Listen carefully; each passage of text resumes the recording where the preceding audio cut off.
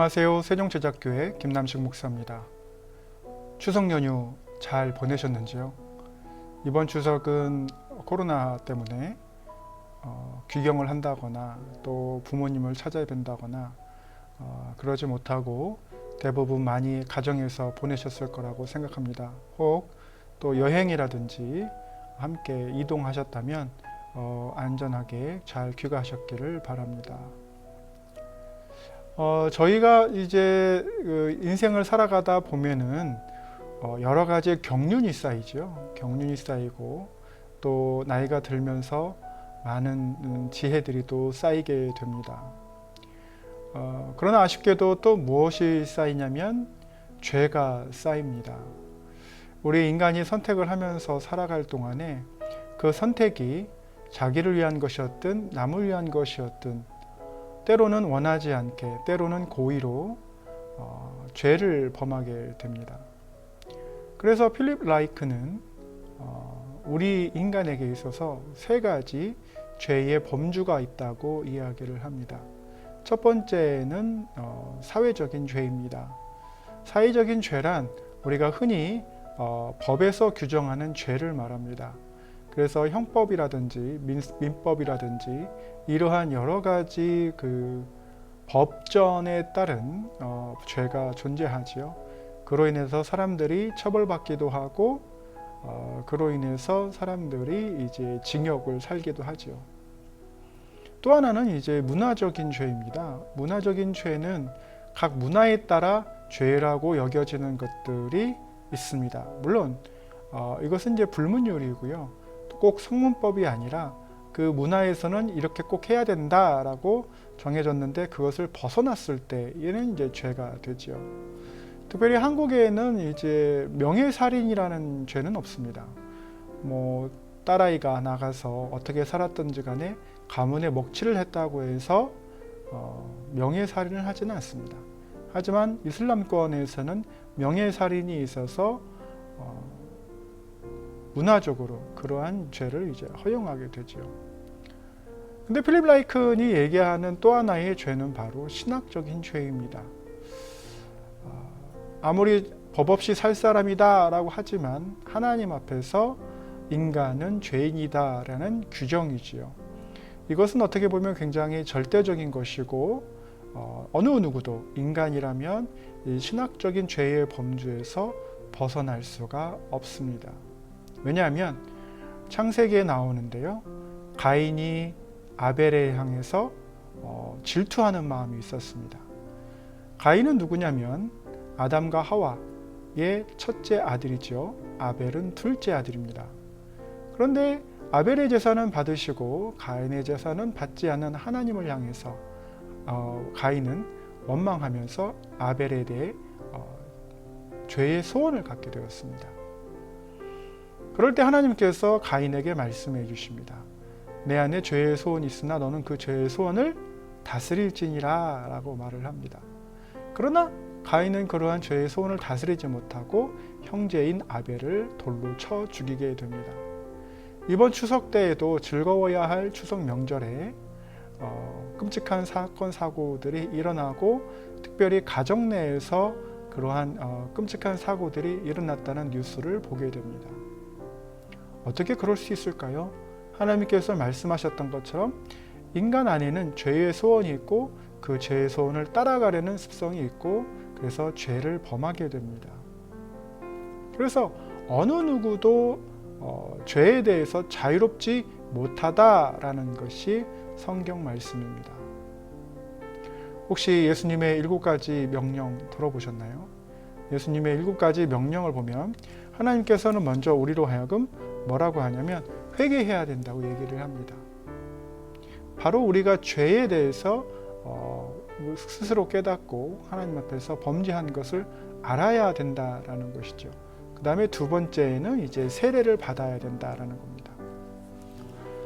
그 다음에 이제 세 번째는 하나님 사랑, 이웃 사랑, 그 다음에 성만찬에 참여해야 된다고 말씀하시고요. 그 다음에 매일 기도와 말씀을 묵상해야 된다고 우리에게 말씀해 주고 계십니다.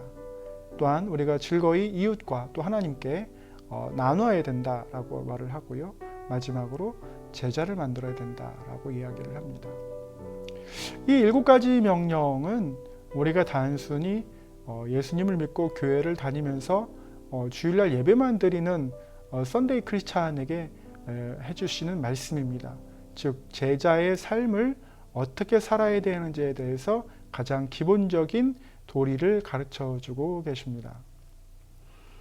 이 7가지 명령을 다 수행한다고 해봅시다. 예를 들어서 회개, 세례, 이웃사랑, 하나님 사랑, 성만찬, 매일 기도와 말씀 묵상, 그리고 헌금 생활, 제자의 삶, 제자를 만드는 제자의 삶, 이러한 것들을 이렇게 한다고 했을 때 우리는 하나님 앞에서 제자의 삶을 살아간다 이야기할 수 있습니다.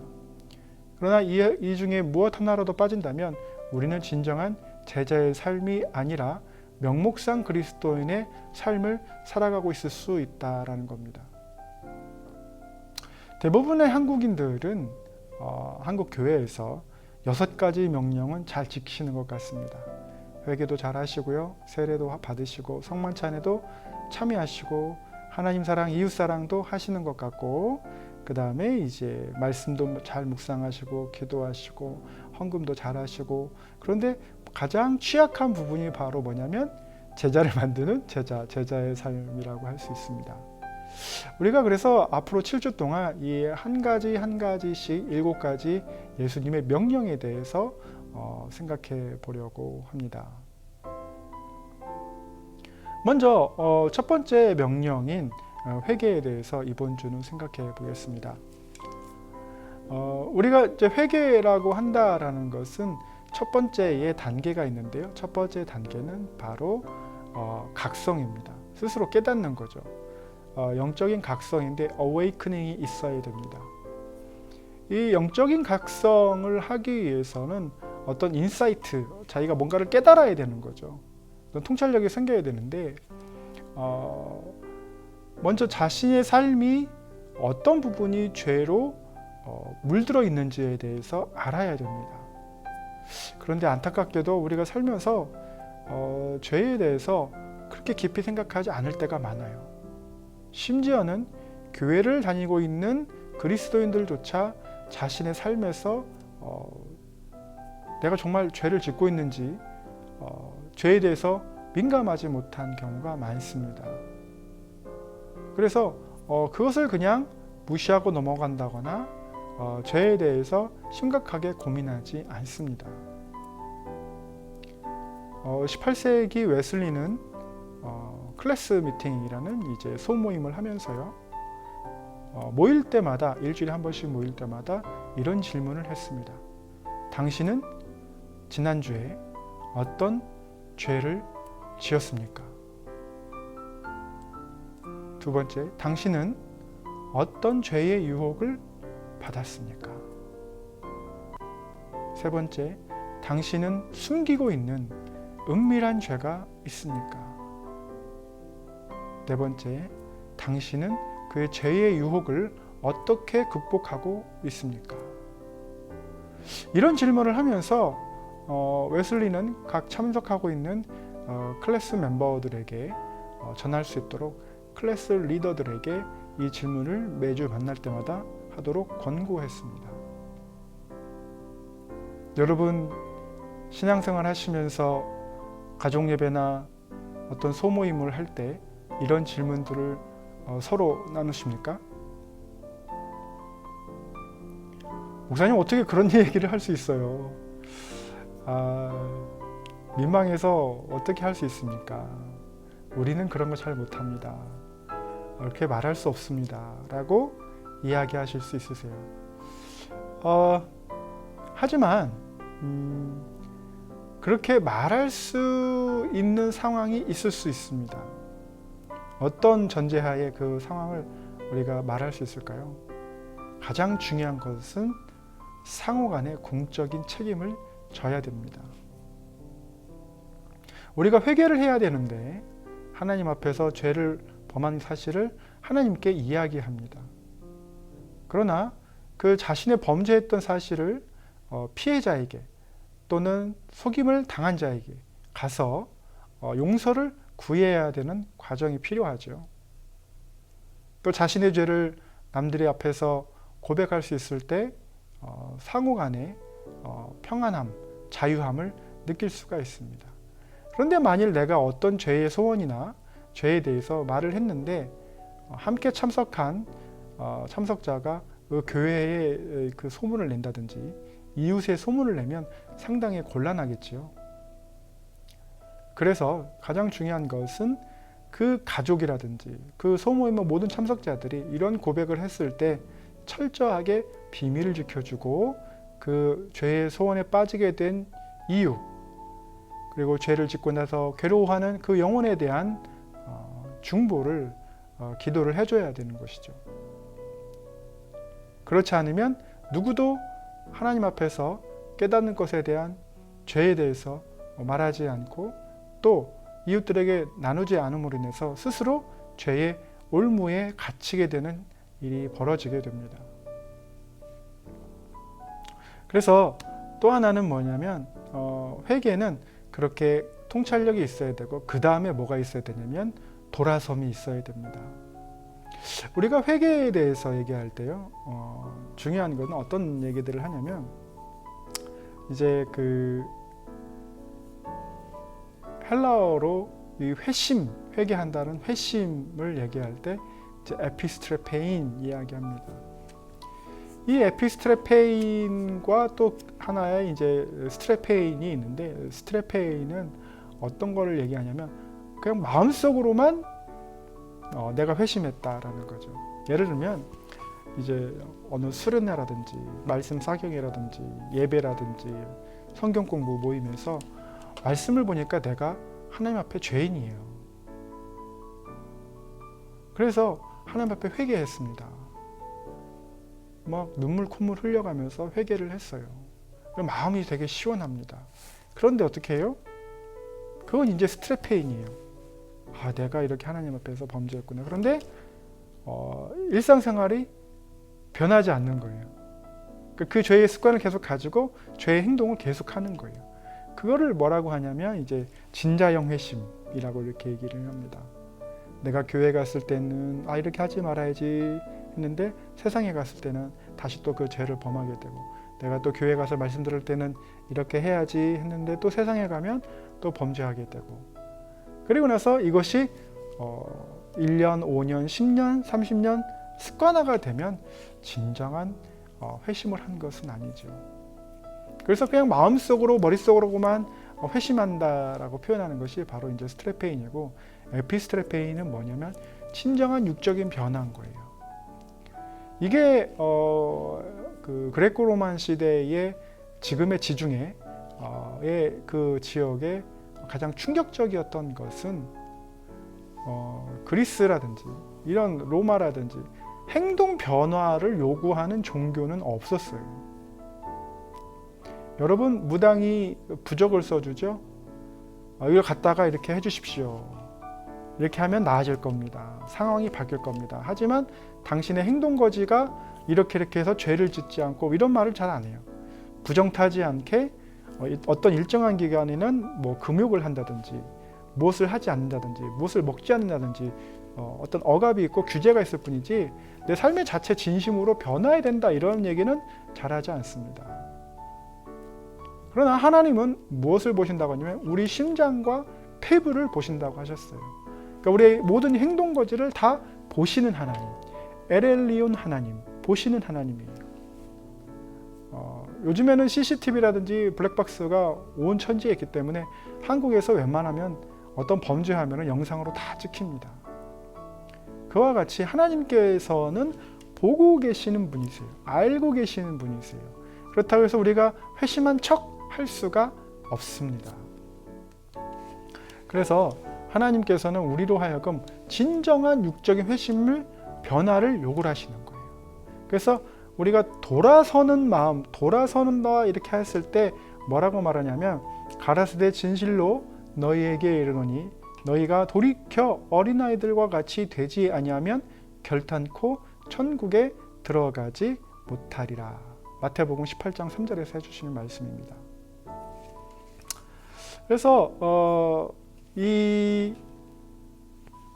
마음을 돌이켜야 된다, 행동이 바뀌어야 된다 이렇게 하는 거가 쉽지가 않아요. 그래서 제가 아까 말씀드린 것이 가족이라든지 소모임이라든지, 그래서 우리 켈트 기독교에서는 뭐라고 말하냐면 소울 프렌드가 필요하다고 그래요. 여러분의 소울 프렌드가 있습니까? 웨슬리는 클래스 리더들로 하여금 각 클래스 멤버들이 다 소울 프렌드가 되게 했어요. 내가 저 영혼을 안타까워하고, 내가 저 영혼을 위해서 중보기도 해주고, 내가 저 영혼을 위해서 함께 붙들어주고 이야기해주고. 그래서 이제 그 라이언 콜만이라고 로버트 콜만의 동생입니다. 근데 이분이 남성 사역을 하셨는데, 특별히 남성 사역 중에도 소그룹 사역에 이제 평생을 바치셨습니다. 그래서 한 10명이 모여요. 남성 10명이 모여요. 그래서 중독에 대해서 이야기합니다.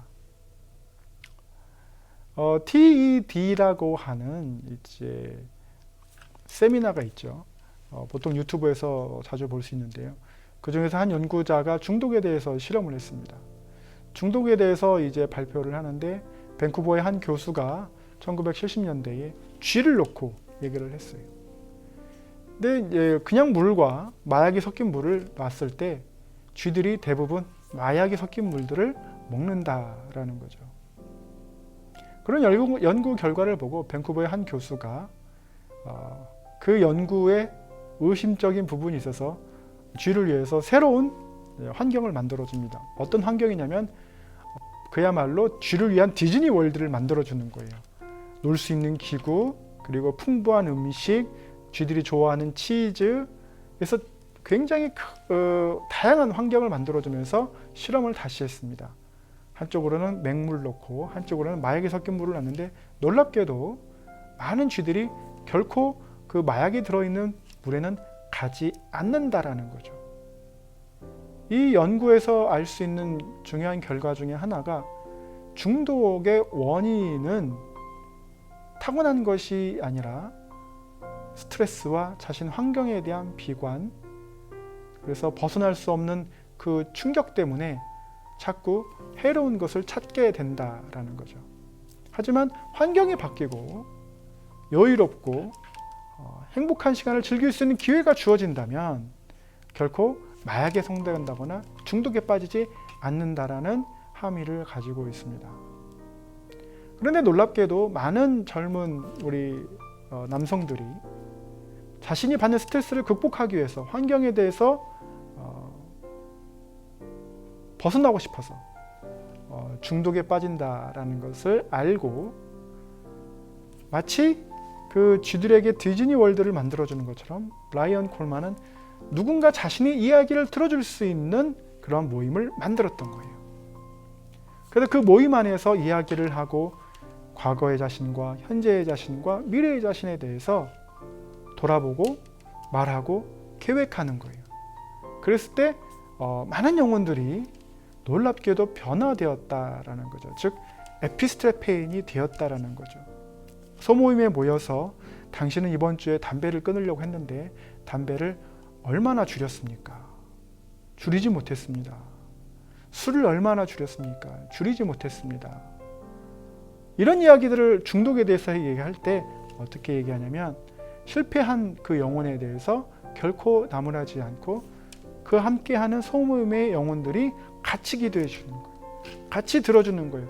같이 아파해 주는 거예요. 이러므로 인해서 그 영혼이 점점 변화되어 갈 수 있도록 해준다라는 거죠. 히브리어에서 돌이키다라고 표현하는 것을 바로 슈브라고 합니다. 이 슈브는 아까 우리가 교회에서 말씀 들을 때는 맞는 것 같고 다시 세상으로 가면 세상 일을 하고, 이렇게 진자형 회심이 아니라 슈브에서는 뭐를 하냐면 세상에서 하나님께로 완전히 돌아오는 것을 말합니다. 이스라엘 백성이 우상을 섬기고 하나님의 말씀을 순종하지 않고 하나님이 지키라 했던 것들을 지키지 않았을 때에 이스라엘 백성은 바벨론의 포로까지도 끌려갔습니다. 예루살렘 성전이 무너지는 것도 경험했습니다. 그런 모든 과정들을 겪으면서 하나님께서 이스라엘에게 말씀해 주신 것은 완전히 돌이켜라 라는 거였어요. 완전히 변화되라 라는 거였어요.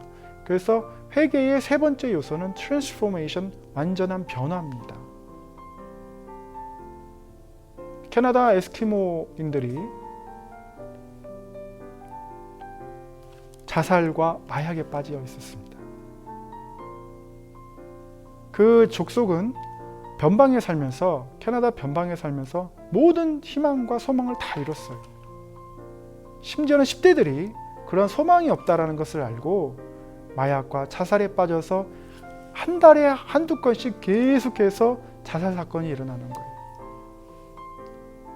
거기서 목회하던 목사님께서 그들을 위해서 열심히 기도하셨고 어느 날 부흥회 때 놀라운 일이 벌어졌습니다.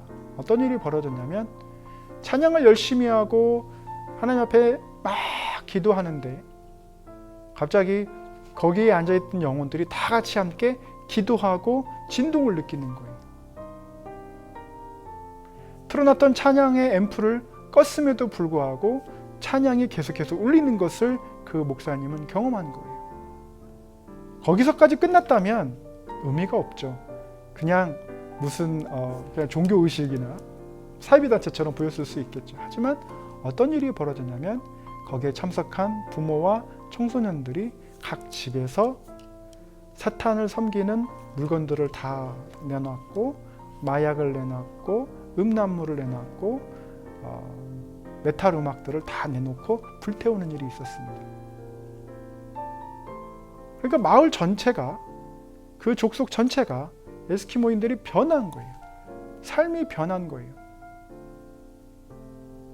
그렇게 변했을 때 온전한 뭘 느낄 수 있냐면 하나님의 통치를 느낄 수가 있습니다. 이것이 바로 슈브입니다.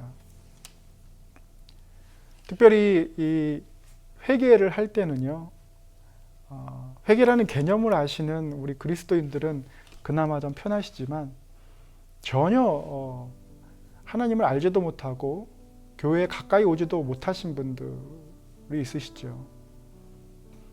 여러분, 회개라는 그 영어의 그 표현은 컨버전입니다.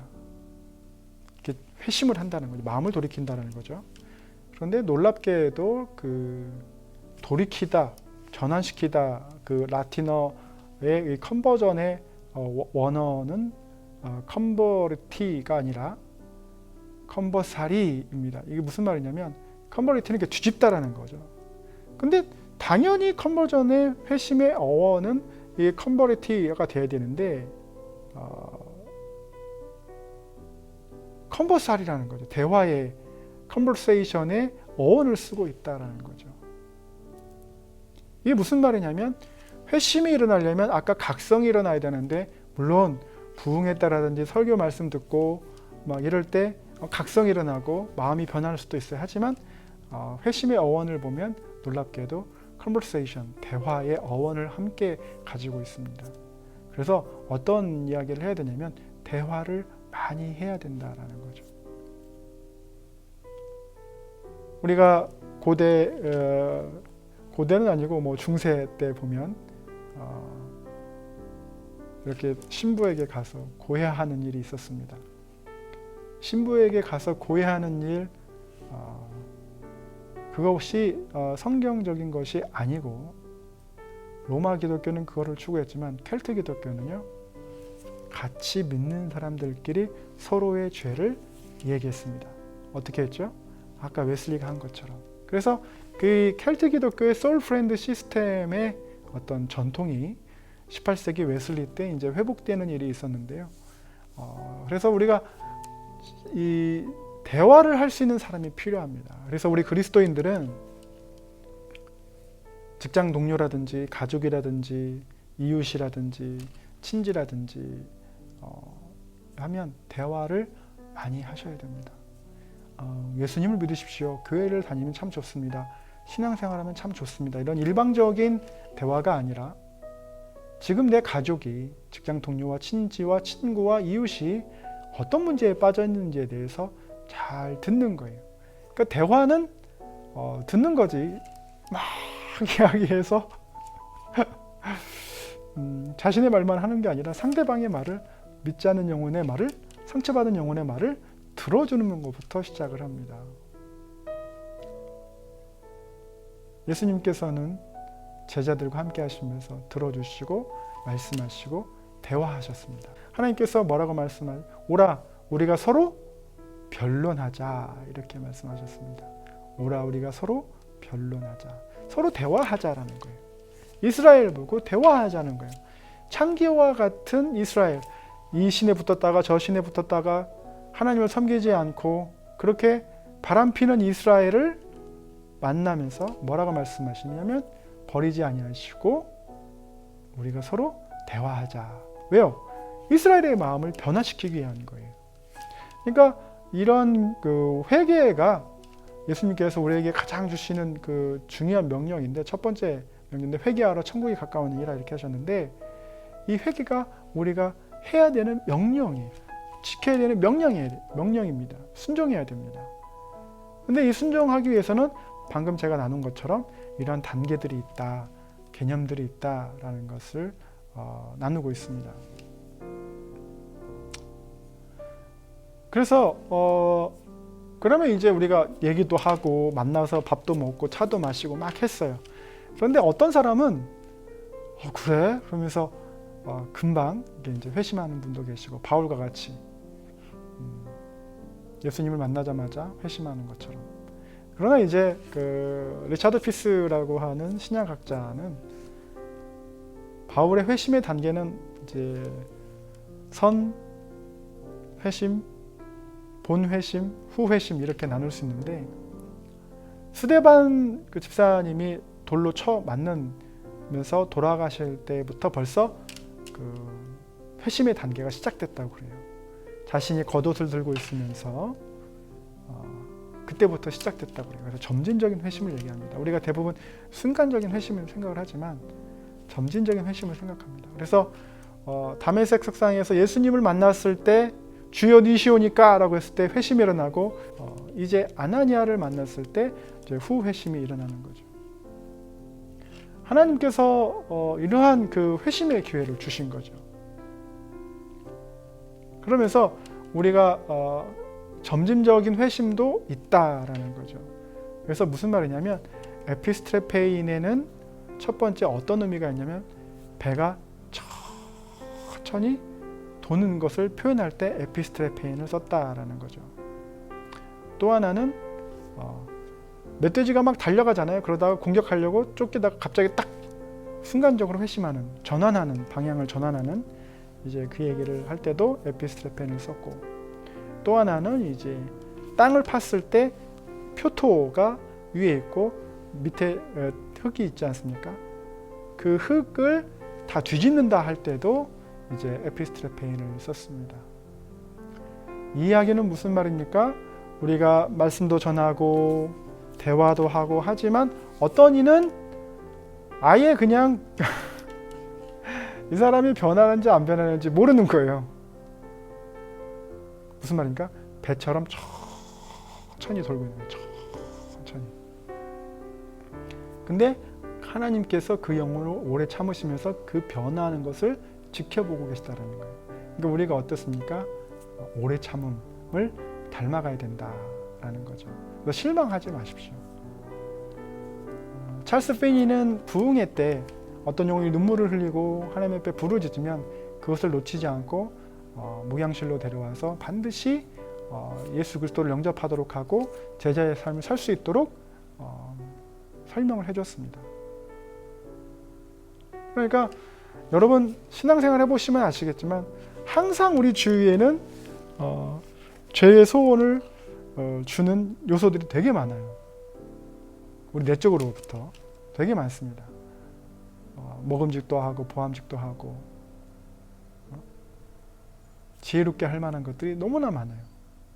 만약에 우리가 예수 그리스도 안에서 슈브, 즉 세상에서부터 하나님을 향해서 딱 붙어 있어서 말씀과 기도로, 나중에 또 나오겠지만 말씀과 기도로 꽉 붙들려 살지 않는 이상은 우리는 언제든지 우는 사자와 같이 덤비는 사단에게 삼켜질 수 있다. 지금 코로나 때문에 대면 예배가 어렵고 대면 모임이 어렵고 소모임이 어렵습니다.